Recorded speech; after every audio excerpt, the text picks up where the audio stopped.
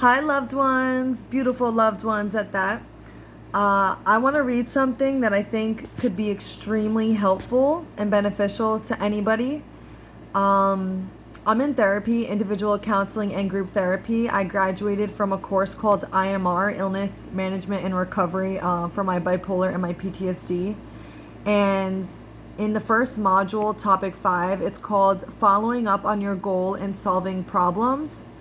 And I want to read something that I think could be really helpful. There's a lot of people out there that don't get therapy or can't afford it. So I'm here to bring it to you for free.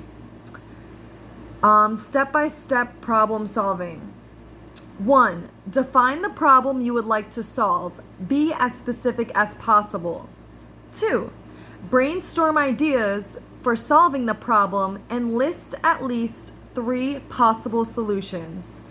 Get other people's ideas whenever possible. Do not evaluate the solutions at this stage. Step 3. For each possible solution, briefly evaluate its advantages, pros, and its disadvantages. Cons. Start with the pros. Step 4. Choose the best way to solve the problem. Choose the best way to solve the problem. Be as practical as possible. Step 5. Plan the steps for carrying out the solution. Think about who, what, when, and where. Step 6. Set a date for evaluating how well your plan is working. First, focus on the positive. What has been accomplished? What went well? Then, look at whether your problem has been solved. If it has not been solved, decide whether to revise your plan or try a new one. For example, Eduardo was living at home and had the goal of getting his own apartment. He was finding this difficult, and he asked his brother Martin to help him figure out some possible solutions using step-by-step problem solving. On the following page, you will see the worksheet Eduardo and Martin completed together. So, yeah, that's great. And then this is for short-term goals. Take a moment to review by answering the following questions. Did I complete the step? So this is just like something you could think of when it comes to like solving problems.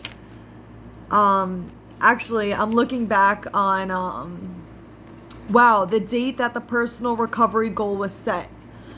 8/13/2020. So this was over a year ago. I guess. So my goals were to become vegetarian. I'm not fully vegetarian, but I have been eating a lot less meat. My plan was to lose weight. I've actually gained weight, but slowly but surely I'm working on that. Meditate 10 minutes daily. I was doing that. And one of my goals was to quit smoking cigarettes. I did that. And I accomplished that by meditating for 2 hours every day. Sorry, for 1 hour every day for 2 weeks straight. But I still meditate to this day, even if it's for like a couple minutes. Love all beings. Eat more salad, eat more vegetables. Incorporate vegetables into my meals every day, which I've been doing. Exercise, which I do daily. I take long walks every day. And to stay sober, which I've been doing. And yeah, so one of my problems was that when I was angry, I had a hard time controlling my temper. Like, I would like break my phone, or I would say things that are really hurtful, and I just become a really ugly person. So of course I asked my psychiatrist to, tweak the bipolar medication a little bit. Listen, I'm just being honest. This is the stuff that like people are going through but do not talk about. I'm not afraid to share this stuff with you guys here on Facebook or whatever, YouTube, because this is the shit that people really go through. Like, I broke my phone, I was angry, that was very childish, and like I didn't want to keep like buying phones, like when you've experienced enough pain, you'll stop doing the shit that's not bringing you happiness. So it says list at least 3 possible solutions to the problem. Walk away, pray, meditate, say the serenity prayer 5 times. Explain to your friends that you will engage with them when you're calmer. So the advantages is that I won't say anything hurtful. I will refocus, discipline, and become self-aware. No one gets hurt, and I can express myself when I'm calm, cool, and collected. And then it says, step 4, choose the best solution or combination of solutions. What has the most chance of succeeding? And I said a combination of them all will do. So you guys know I'm really open about having bipolar and PTSD. I think the best way to heal is to talk, is to get it out, let it out. And I just wanted to share something that I felt was like really helpful in my therapy. So yeah, here is a quote. Here's a quote that's also in the IMR book. I've had experiences. Oh, wait. Okay, practical facts about depressive disorder. This is in module 2. But it's a good quote. I used to feel powerless over my depression. It controlled my life. I felt I deserved to feel so sad. It's different for me now that I've decided to take charge.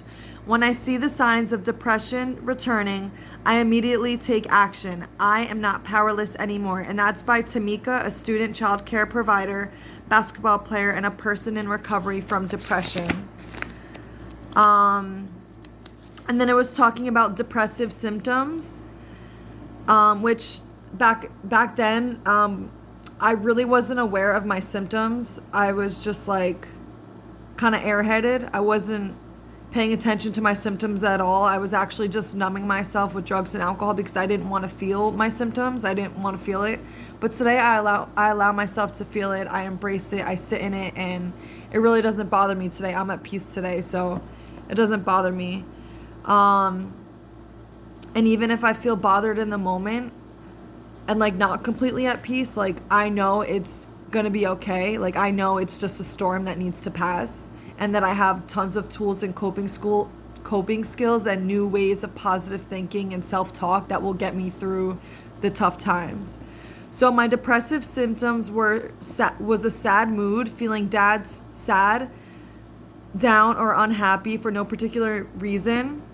My other depressive symptoms was that I was eating too much or too little, sleeping too much or too little, feeling tired or having low energy, thoughts of helplessness, hopelessness, or worthlessness, which I don't have anymore. I'm very bright. I feel very bright about my future. Feeling guilty for things that aren't your fault, suicidal thoughts or behaviors. I am a suicide survivor, and I pray that anyone that is thinking of suicide, please do not kill yourself. I love you. You're here for a reason. God loves you. And, please feel free to message me. I have mental health resources, and I will link you to get the help that you deserve. I will link you to phone numbers in your area. I will link you to people that could help you. Trouble concentrating and making decisions. Yeah, so I think this is really important. So, like, I'm not a licensed social worker. I'm not a therapist, nor do I claim to be. But I'm really excited because, God willing, I'm going to school in the fall to study psychology because it's something I'm really passionate about. I'm really interested in the topic of psychology and how the mind works. And it's cool how we could change our life just by changing our thoughts. And I was granted scholarships and grants, so I hope that I use all of them and take advantage of it. Yeah, so, and then this one is like identifying triggers of relapse, recognizing and monitoring early warning symptoms, signs of relapse, developing a relapse prevention plan, putting your relapse prevention plan into practice. So, like, that's really important. And then module 8. Oh, if you're still listening to this video, by the way, thanks. I think it's really cool that you're still listening, and you should thank yourself because you're doing yourself a favor. You're giving yourself like the treatment that you deserve. When I go to therapy, I feel like I'm loving myself. I'm taking good care of myself. Mental hygiene is just as important as physical hygiene. So, coping with stress. Another quote. Exercise helps me elevate my mood. My writing is a great distraction and helps me get my mind off the pressures of work and life in general. My sculpture also helps me to escape. Believing that there is a God and that he doesn't hate me and that I can turn to him also helps. I also like music and find listening to it helpful. What helps you? God, medication, therapy, art, exercise, TV, music, reading, what? David Kine. And then the 5 main topics in this specific handout was learning what causes stress, identifying the signs of stress, preventing and coping with stress, using relaxation techniques, and making a plan for preventing and coping with stress. Honestly, I had so much fun being in this IMR course. And I'm so glad I graduated it, because in the past, like, I had such fear of the unknown, and like I would always self-sabotage. And like I didn't even know what the word self-sabotage was. So I wasn't aware, but like my awareness increases every day. And I'm surprised that I told myself I would complete this program, because I always had a hard time committing to things. And my New Year's resolution word was commitment, and is still commitment. So if I say I'm going to do something, I'm going to stick to it. So, strategies for preventing and coping with stress. Be aware of situations that cause stress in the past. If you found a situation stressful before, it will probably cause problems again. When you know that a certain situation has been stressful, you can think of different ways to handle it and lower your stress. For example, if you notice that you become irritable whenever you catch the bus at rush hour, try catching it at a less busy time. If large holiday gatherings with your extended family make you feel tense, try taking short breaks away from the larger group. You could also try getting together with family members at times other than holidays in smaller groups. And then the other ones are schedule time for fun and relaxation. Develop a support system. Seek out people who are encouraging and supportive rather than critical and pressuring. Take care of your health, eat well, get enough sleep, exercise regularly, avoid drug and alcohol use. It prevents stress and allows you to cope with stress more effectively. Healthy lifestyle habits are not easy to develop, but they will really pay off in the long run.